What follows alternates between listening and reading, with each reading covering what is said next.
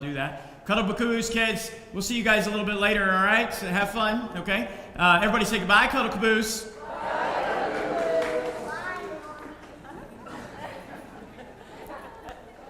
Through the month of April and even through the month of March, so March and April, we took some time to navigate some of the way that Jesus invited people to follow him, and we looked at the sense in which those people invited others to follow as well.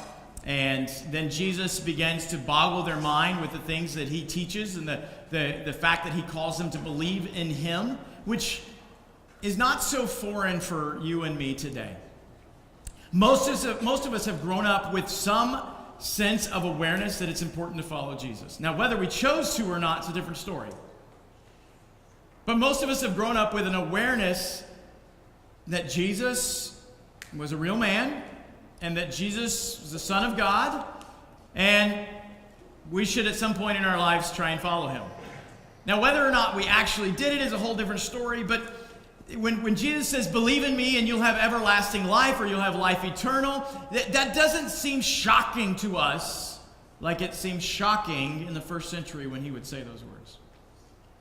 Matter of fact, it's kind of become so common that we skip it. And we've actually reduced the idea of what it means to believe drastically. Boiled it down to the bare minimums of just say you believe. But in the culture in which we live in today, saying you believe in Jesus isn't convincing. I don't know if you've noticed that or not, but it's just not convincing for a church to say that they believe in Jesus. It's not convincing for an individual to say that they believe in Jesus. And on top of that, the notion of eternal life is not as compelling as what it once was for people in our society. And there are a couple of reasons for that. First of all, sociologically, I want you to think about this. Before there was air conditioning, a place to escape the heat sounded appealing. Are you with me? Before you could walk into your favorite grocery store and select your favorite item of produce to eat all year long, well, the idea of going to a place filled with, luscious fruits and heavenly delights, well, that was pretty appealing.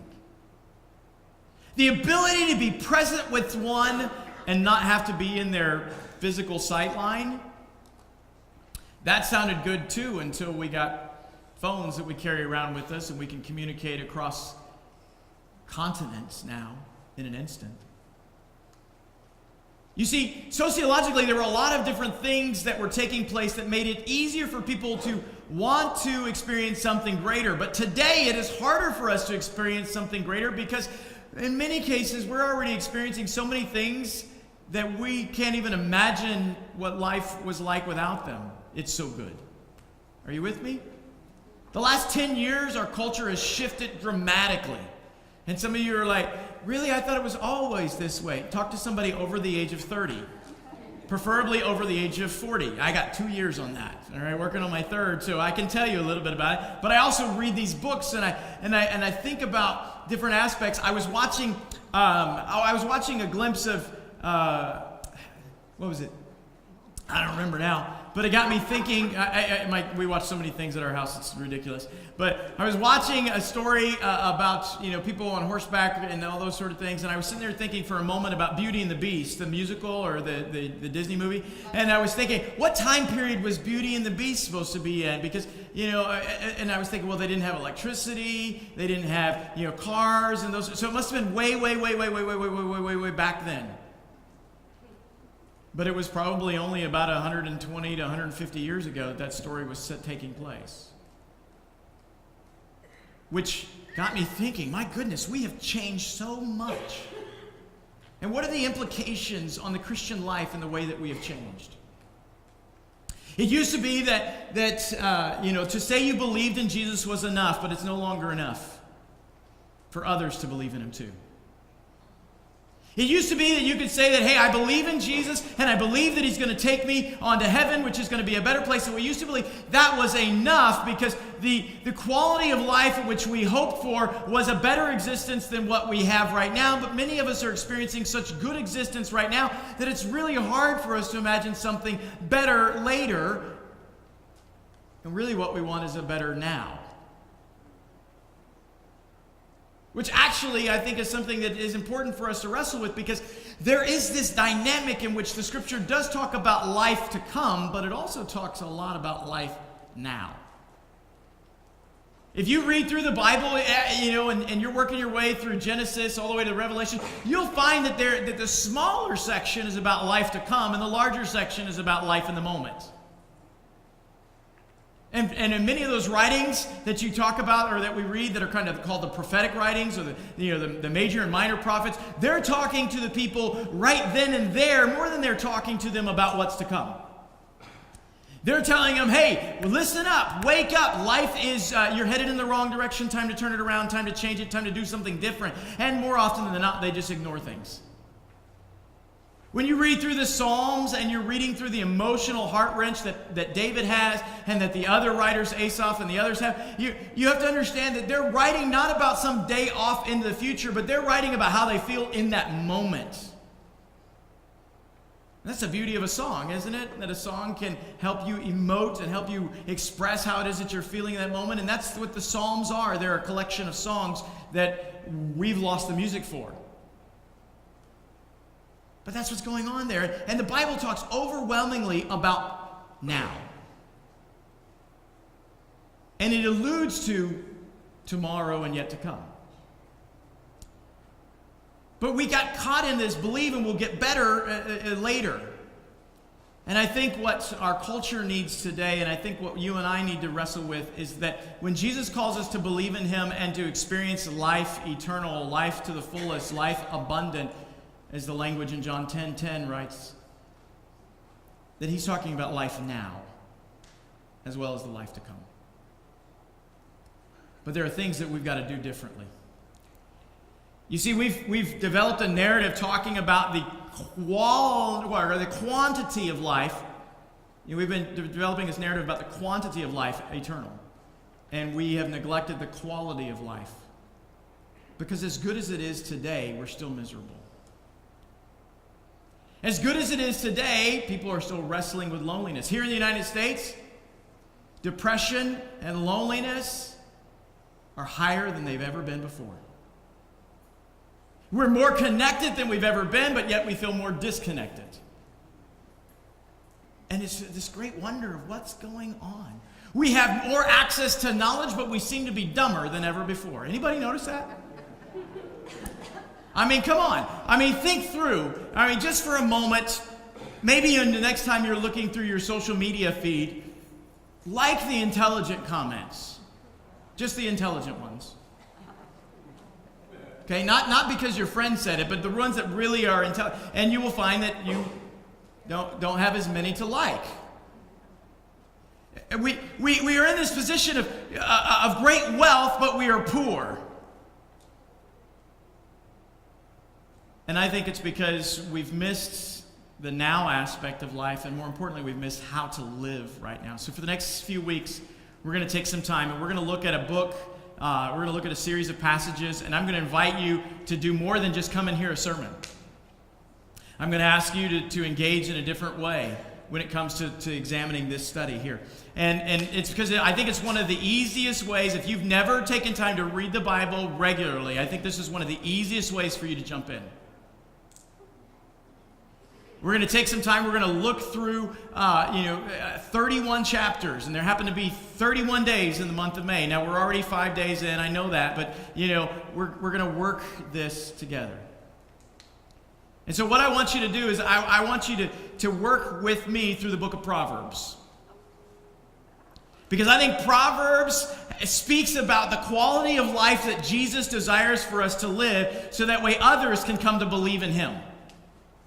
I think that the Proverbs is good wisdom for us and how we interact with one another relationally, and how we do business, and how it is that we treat our wives, and how it is that we raise up our children. It's all found in the book of Proverbs, and this is God's kind of, guidance for us on how to live life to the fullest now. And not just wait for here to come. Because if you've ever read through any aspect of the Proverbs, you know that there's like these little pithy sayings that are in there that you're like, man, that was good. I want to remember that one, and then you forget it, right? And it's like, what was that one about lending money? What was it? There's one about that in Proverbs, especially lending money to a friend, which I have children who are in school, and they have their own money now, and apparently their friends find out that they have their money, and so their friends are like, hey, I'd like to borrow your money. And I'm like, no, don't do that. There's something Proverbs says about that. There's something Proverbs says about a husband and a wife. There's something Proverbs says about sexual immorality and sexual integrity. There's something that Proverbs has to say about a great number of things, about dealing with your parents. So we're going to walk through the book of Proverbs. So open up. It's about the middle section of your Bible if you have a paper Bible. If you have a digital Bible, it's in the section with the P's. Right? I changed up the way that my Bible shows up when I look at it on my Bible app, because I use the Bible app like you guys use the Bible app, and I don't have mine listed in the order that they are in the Bible. I have them listed alphabetically, right? Which can mess me up sometimes, because I'm at Luke, right? And I'm thinking, okay, I'm gonna just scroll on down to 1 Corinthians. I can't scroll down to 1 Corinthians. I have to roll up to 1 Corinthians. It messes me up, but it keeps me on my toes. And so that's why when I say in my digital Bible, if I'm going to find the book of Proverbs, I look for the letter P. All right? But if you have a paper Bible, in mine, that's pretty close to halfway. Not quite, but pretty close. It's about halfway in there. And we're going to look at Proverbs chapter 1 today, and you're gonna kind of make mention of a few other verses, but we live in a culture that seriously lacks wisdom. We have a lot of knowledge, but we don't know how to put our knowledge at work, and we don't even really understand where it all comes from or how it all comes together, and we just lack wisdom as a whole. And so in the opening of Proverbs, you have to understand that this is one of those books that's easy to understand, because from the beginning of the book, the author tells you why they're writing. The author tells you what the purpose of this collection is. And that's always good to know, because sometimes we wander around. But real simple. Proverbs 1 following. These are the Proverbs of Solomon, David's son, king of Israel. Their purpose is to teach people wisdom and discipline, to help them understand the insights of the wise. Their purpose is to teach people to live disciplined and successful lives, to help them do what is right, just, and fair. These proverbs will give insight to the simple, knowledge and discernment to the young. Did you catch it? It's right there. Their purpose is to teach people. Their purpose is to teach people with regards to wisdom and discipline. And those two things seem to be lacking a lot in our culture. In days of old, we might have just called those things common sense. But today, particularly for Christians, for those who wear the banner of Jesus, who call themselves believers in Jesus, we need to exercise wisdom like never before. Because there are charlatans who will take advantage of us. There are people who will use us for their benefit, and we, like sheep, follow along. Christians in our culture today are vastly gullible, believing just about anything that is said. And I think it's because we've lost this pursuit of wisdom. And we've lost the practice of discipline. And I want you to look here in verse 3. It says, their purpose is to teach people to live disciplined and successful lives. But those disciplined and successful lives have a purpose to help them do what is right, what is just, and what is fair. You see, part of being a God follower, part of being one who pursues after God and lives a life that emulates the life of God, is that it is loaded with justice. It is loaded with righteousness. It is loaded with fairness. We look around in our culture today and we see a lot of injustices taking place. The church has stood up and has screamed very loudly for the past 45 years or so about the injustice of an unborn life being taken away. But have we screamed just as loud about the injustice of those who are being impoverished because of economic policies that put some at a disadvantage? Have we screamed loudly about people who profit off of those who are incarcerated?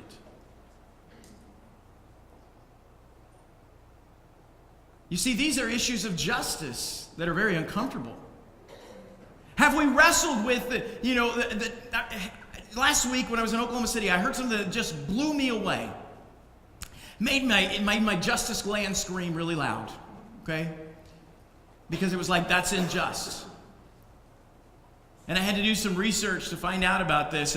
But it was said that following World War II, the GI loans and GI bills that were made available to soldiers from World War II were denied to African American soldiers. And I was like, what? And it wasn't so much that they were denied as much as it was that the FHA, you guys know that? The Fair Housing Administration, the Federal Housing Administration, those guys, that they denied access of their loans to African Americans. And this was accepted policy in our culture until 1970. How many of you knew that? Anybody? One or two of you? My justice gland just started jumping up and loud and just going, no, wait a second, this is unjust. This is wrong. And we may think, well, it got fixed in 1970. But what we have to understand is that actually denied 2 generations of adults access to home ownership. And in America, the fastest way to financial success is through home ownership. It's not in the stock market.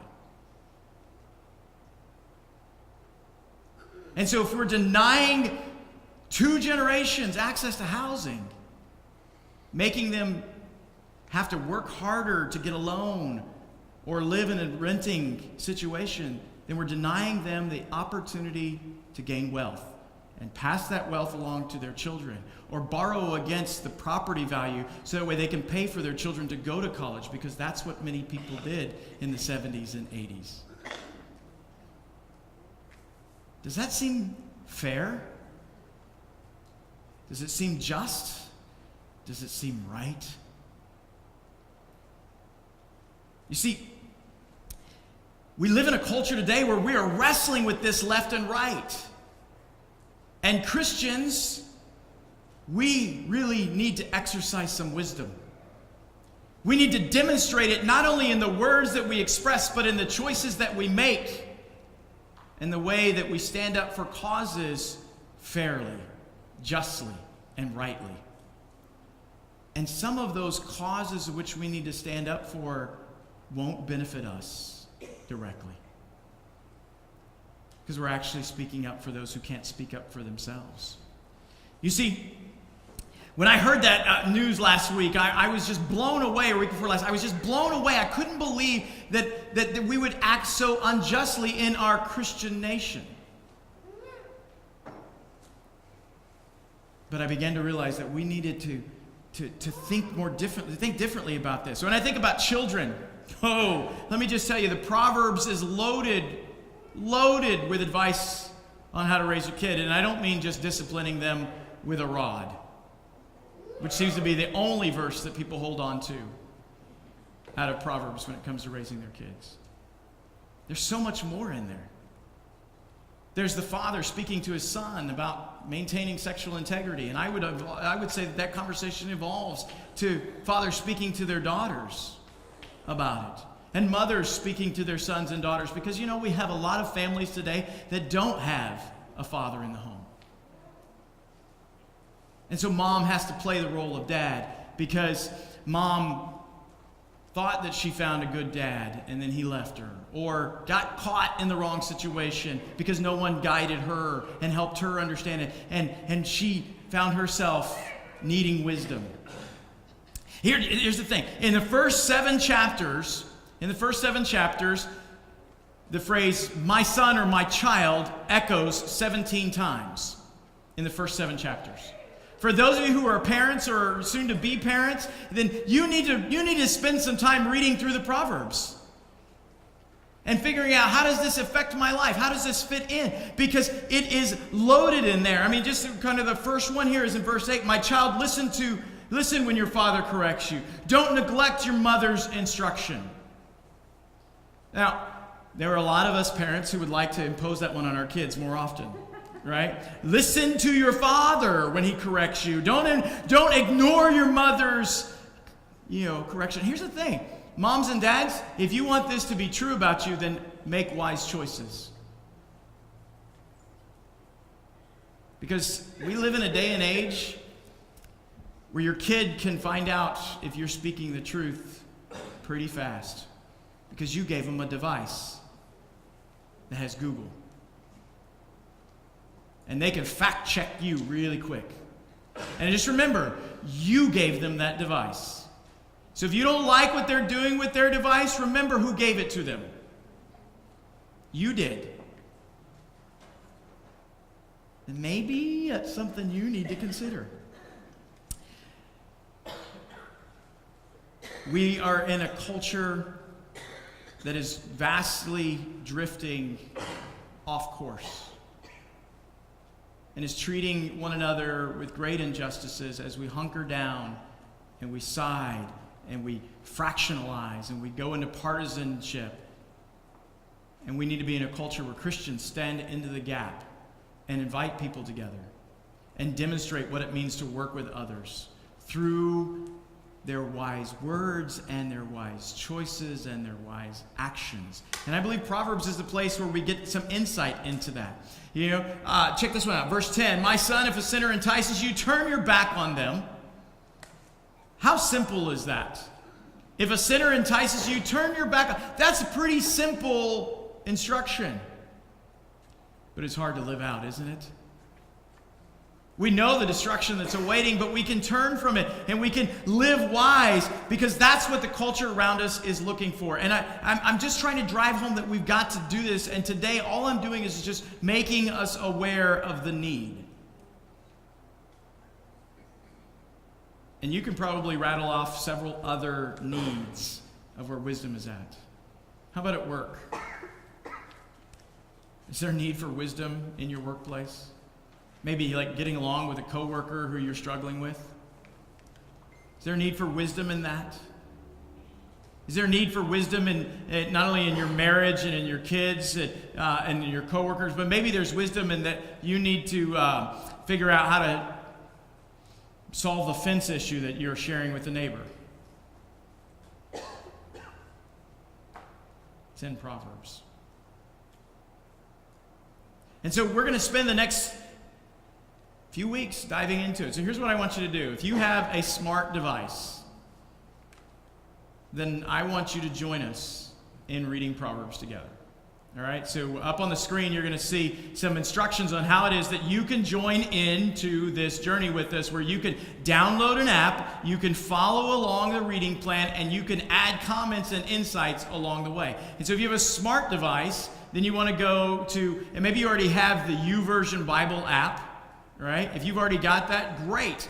We've already set up a group where there are about 10 people already participating in this group, and so you see the goo.gl/etc. H3AANQ. If you type in that into your web browser, it will take you to the reading plan that we're sharing on YouVersion.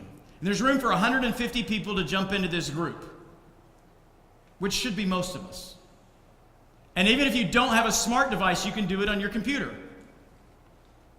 And now, if I'm already friends with you on YouVersion, you've already gotten an invitation to this. Some of you have already accepted the invitation. I know Judith did, and Holly did, and a few others of you have already accepted that invitation. I think Teddy is in there as well. You've already accepted to join this study. It's not hard. It'll take you roughly 10 minutes a day to read through one chapter of Proverbs. Now, some of you are like, I don't have a smart device, I'm out. No, you're not.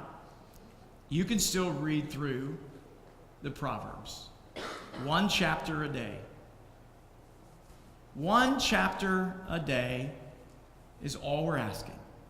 But if you don't have a smart device, then we're just going to ask you to journal on paper. And maybe some of you are like, you know what? I prefer that anyways. Okay, use your smart device to do the reading and then do the journal. But you don't need the smart device to follow along. It's Proverbs chapter 1, 2, 3, 4, 5, etc. Now, if you want to get really ambitious and catch up on the calendar, then go for it. Read 5, 6 chapters of Proverbs today. Go ahead. Do it. I challenge you. Go! I double dog dare you. I triple dog dare you. You see, the beauty of the first 9 chapters of Proverbs is that they're not just filled with these, wisdom statements, but they are statements that are kind of collected and compressed into a poem, and so it flows very quickly, and you'll find yourself reading through it. And when you get to chapter 5, 6, 7, you may kind of pause for just a second and go, I'm not sure if I want my kids reading this, but it's in the Bible, and you want your kids to read the Bible. Some of you are piqued interest now, all right? But you can read 6 chapters of Proverbs pretty quick today. And then tomorrow, you can correspond with the date. May 7th, chapter 7. But if you just want to start at chapter 1, start at chapter 1. And we'll move into June, it's okay. But we're going to try and do this together. And here's what I'm hoping. I'm hoping that a few of you will have some new insights in how to live life. I'm hoping a few of you will come back and say, yeah, I didn't do that very well. I'm going to change. But what I'm really hoping is that all of us have a little bit more wisdom in how we interact, not just with people in the church, but with people outside the church. Because if we live out wisdom well, then justice, righteousness, and fairness overflow out of us. And the reason I believe that justice, righteousness, and fairness overflow out of us is because these are the things that flow from God.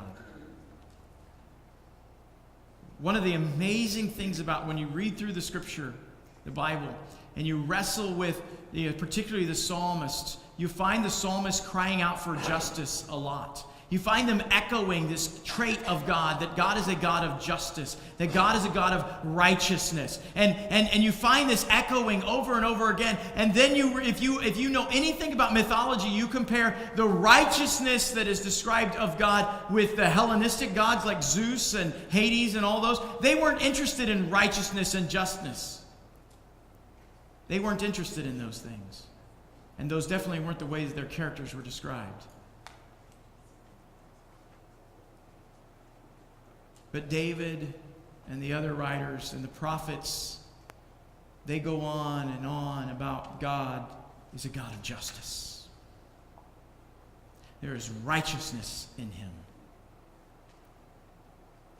And I believe that we discover that as we read the Scripture. And I believe that we discover wisdom is from God. You may be familiar with the epistle of James. He says, if any of you lacks wisdom, let him ask God, and he'll give it to you. Verse 7 of chapter 1 in Proverbs. Very powerful statement. Fear of the Lord is the true foundation, or is the foundation of true knowledge.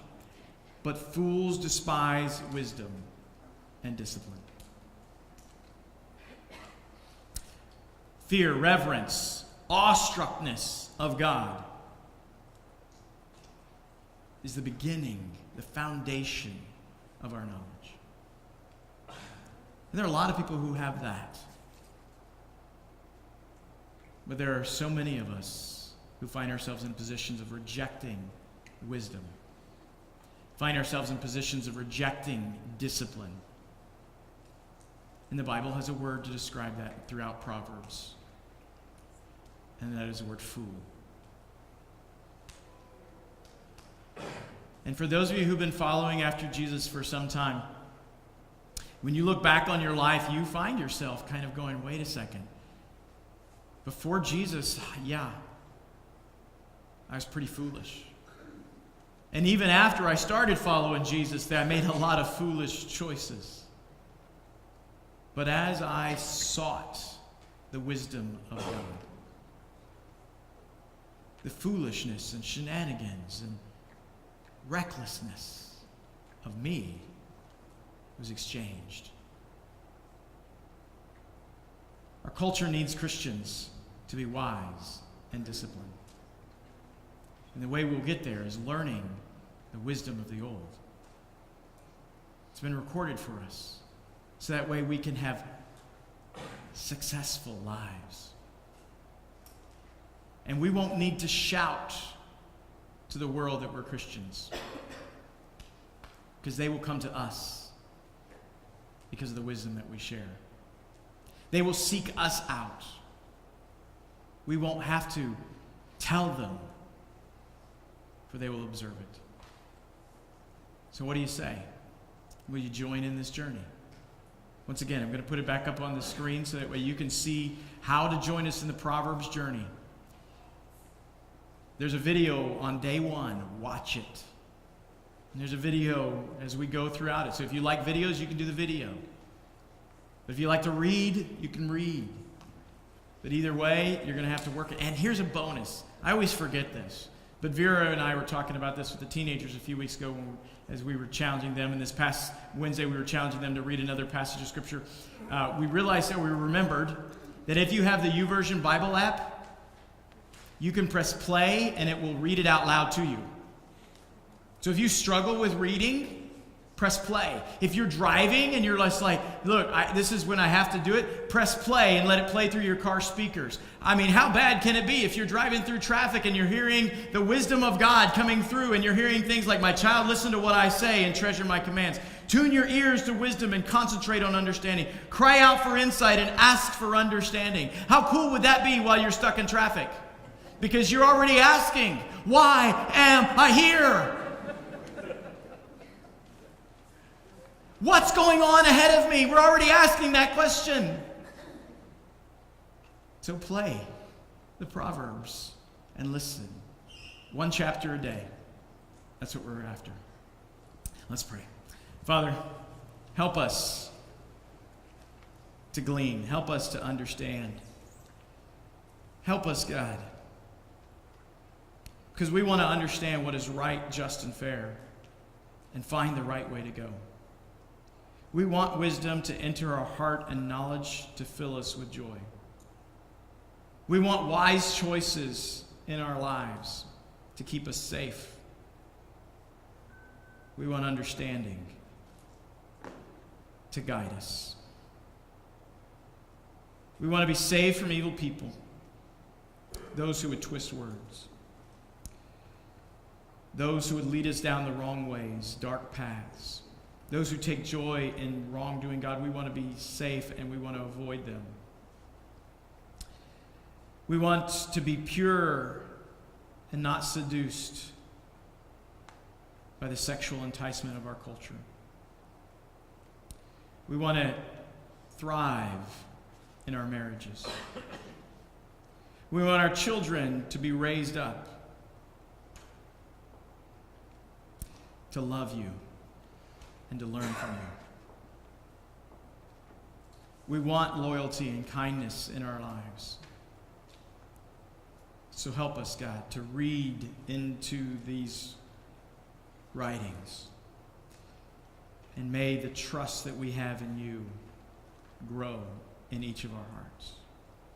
And may we learn to depend less on